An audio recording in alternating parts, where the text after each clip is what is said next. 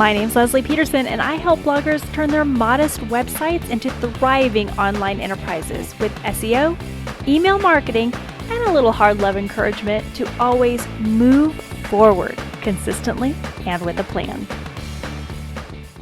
Happy Wednesday, bloggers. I am excited to talk with you today about rekindling your email list.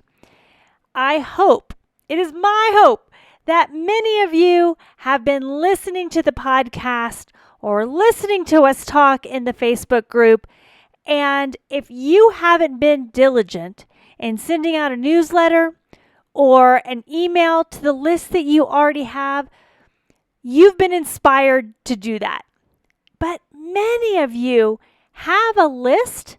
You have a growing number of email subscribers tucked away under some dust bunnies in the back of your closet, and you're excited to get that list out and to begin resending to them on a regular basis, but you just don't know how to go about resuscitating that list.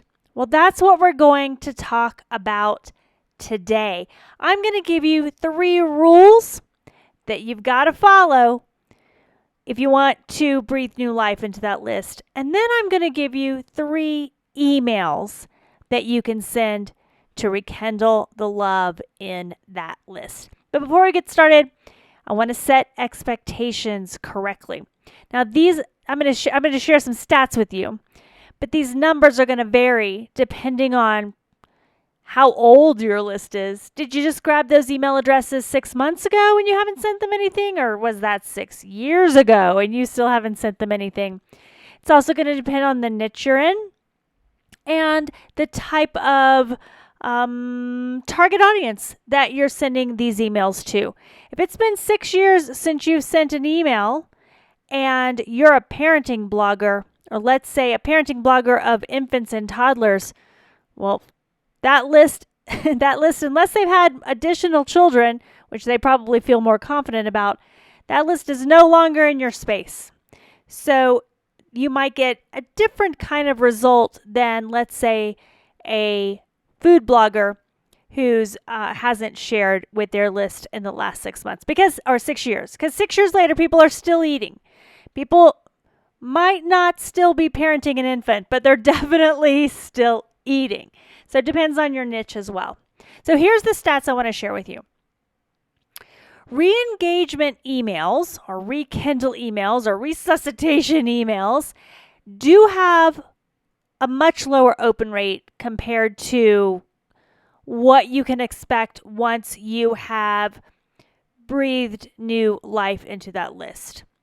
So they're often those re-engagement emails. Again, this is going to vary based on your target market and how old that list is, but they're only going to hover around 10 or 15%. And that's okay. If you set your expectations correctly, then your goal should not be to continue to see engagement from 100% of your list. You should not expect that. If you do not give them your attention, they're not going to give you their attention. However, it is a great way to understand what part of that list is still with you as you progress in your journey. And here's the fun part. Of those people who open and engage with this rekindle triad that I'm going to share with you, about 45% of those people are going to continue to read with you. So if we do the math there, you can expect about 45% of the 10 to 15% who open from your first email to progress with you, to move with you. That is enough people to warrant putting the effort into a rekindle campaign and not just flushing them down the toilet. It only takes a couple true fans to ignite that fire, to get that going. So you're definitely going to see a initial spike in the unsubscribe rates. That's really common. Let that get you discouraged. Just keep moving forward and it'll be worth it. in the end. Okay, let's go over the 3 rules that I want you to understand before you get started with this Rekindle campaign. Are you ready? Number 1, do not even begin this effort until you can commit to delivering. Because there's nothing worse than showing up, proving yourself for a couple months, and then disappearing again for another year. It becomes, you lose trust at that point. And I understand life happens, things come up. Again, I'm not perfect in the way that I send out to my community, but I am committed to them. So I want you to understand the value from a business perspective. I want you to be committed to connecting with your audience. And when you're there, when you're ready to not just sell and bail, then that's when to get going. Now, I'm not trying to scare you. Definitely not trying to scare you. I think every business owner should have a regular communication with their subscribers. But I want you to understand how important it is for you to really commit to what you're about to do. Okay, number 2.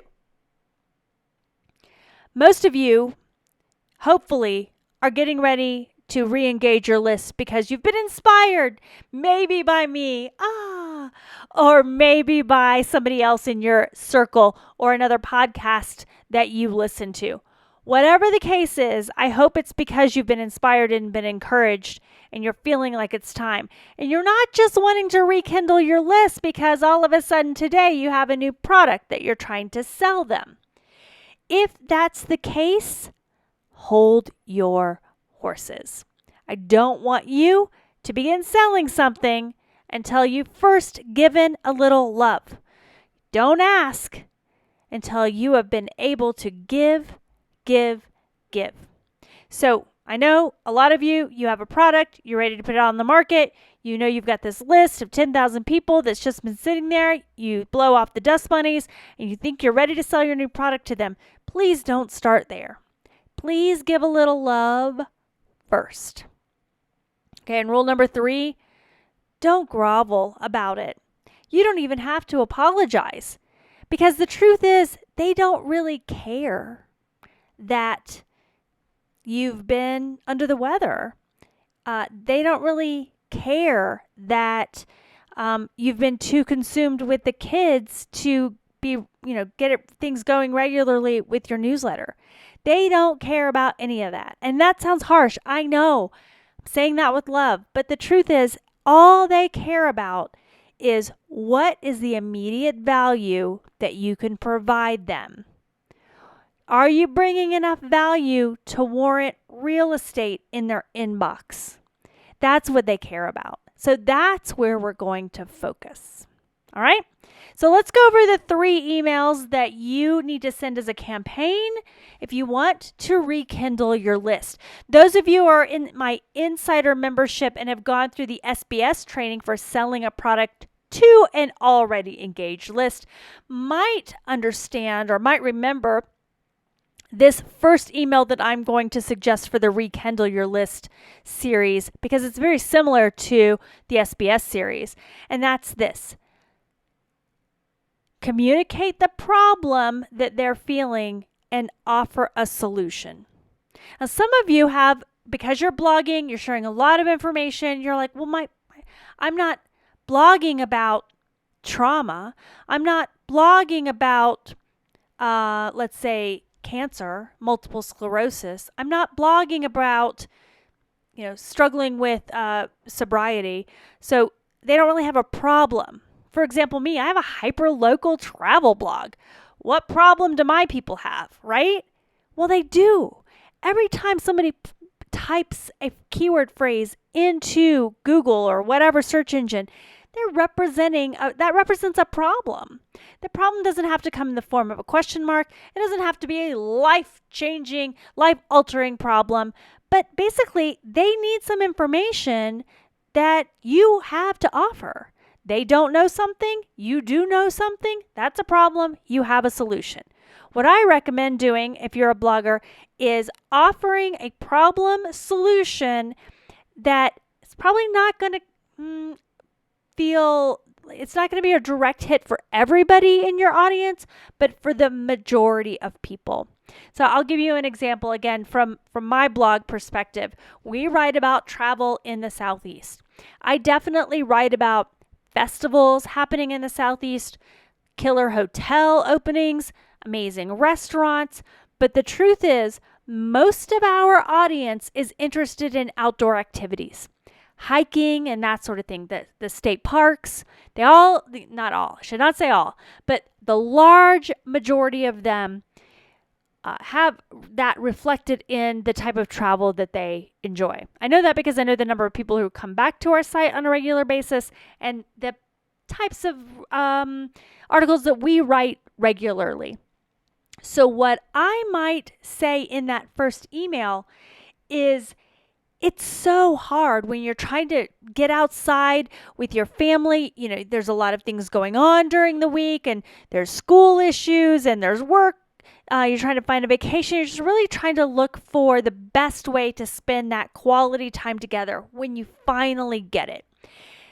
For that, I have for you a list of the 25 best hikes outside of the Georgia state parks. These are ones you want to put on your bucket list. These are worthy of that day off or that extra vacation time. So that's a problem and solution that I would present in order to reach the largest part of my audience in that very first email. And here's the second component of that email. You want to remind them of how they came to be on your list. For most of you, as bloggers, they will have signed up on your blog.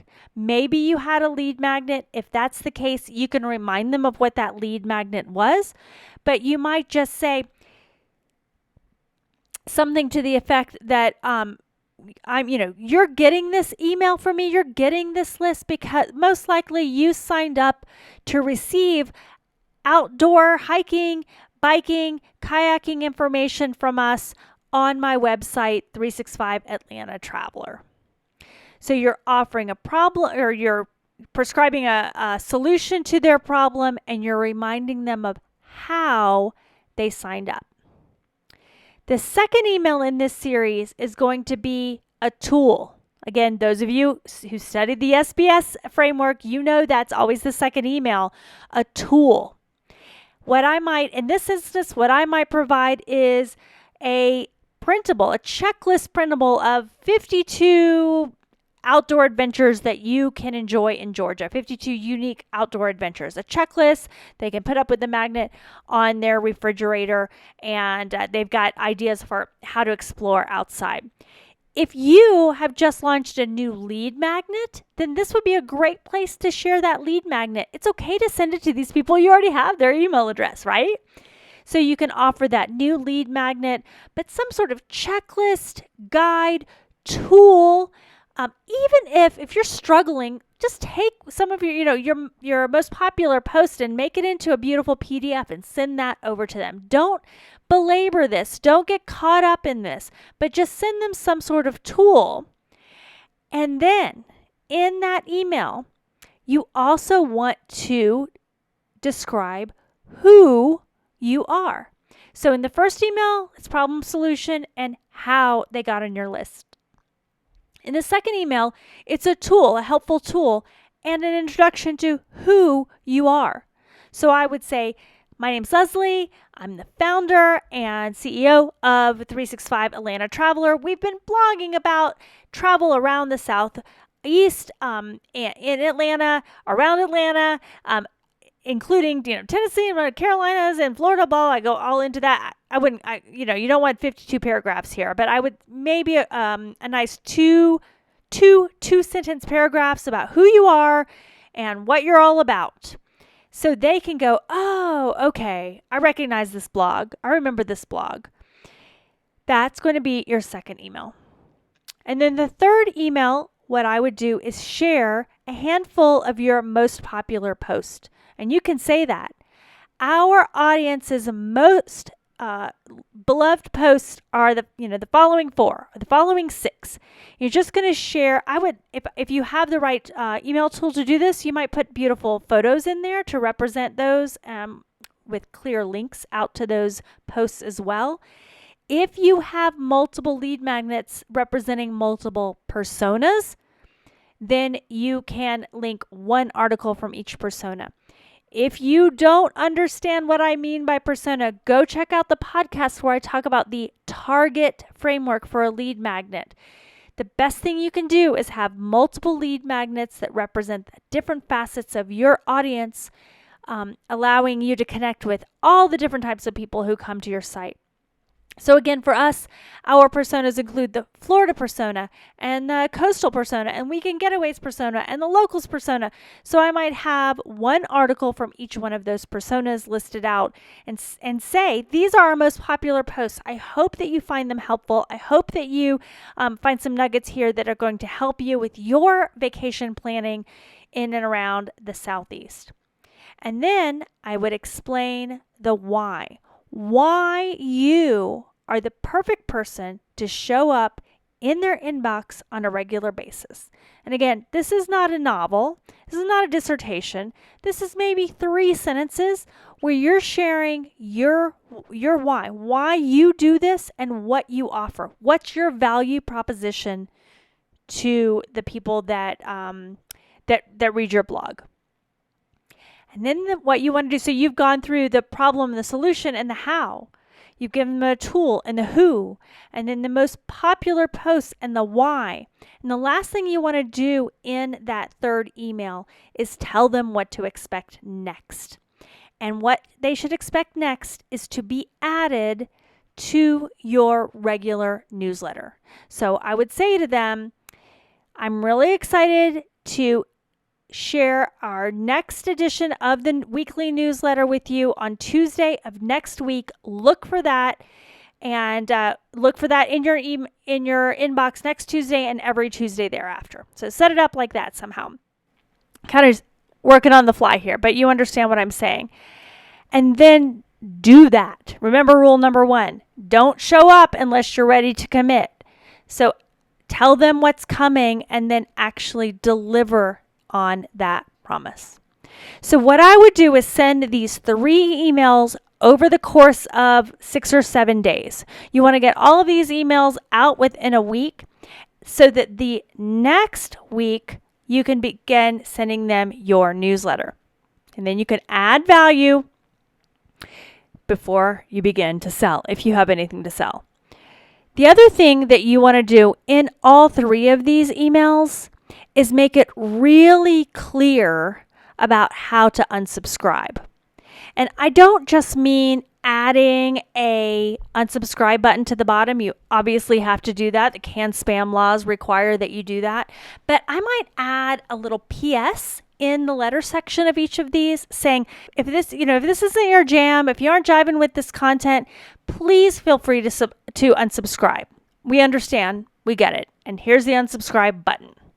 So make it easy for them to unsubscribe, because what you're trying to do is get your list down to the right people to listen to your message, the people who are your people, the people that you can connect with, and the people who are going to be your lifelong fans now that you've committed to building a relationship with them. Okay, so don't start until you're committed. Don't start when you're ready to sell something. Start well before that and give a little love before you're asking for some cash. And don't grovel. Just start showing them a value immediately. And you do that with a problem solution email, reminding them how they signed up with you, sending a tool to follow up with that, and reminding them who you are. And then in the 3rd email, showing them your most popular content, explaining why it's important for them to be on your list, and telling them what to expect next, and then delivering on that. So you've got this. I know you can do this. Once you commit to this, once you begin seeing people click through on your content, Read your tools. Read your most popular articles. Read your best hikes outside the Georgia State Parks information. Responding back to you with, oh, thank you, this was fantastic. Or, oh, you left off this hike, which we really love to do. Once you begin interacting with the people on your list, engaging with them, building relationships with them, it's going to be easier to commit to that newsletter every week. And please, please don't forget what I said at the beginning. I'm going to say it one more time. There is a direct relationship between the number of engaged people that you have on your list and your income potential. You've got this. I respect you for rekindling your list, getting out there, being vulnerable. You've got this.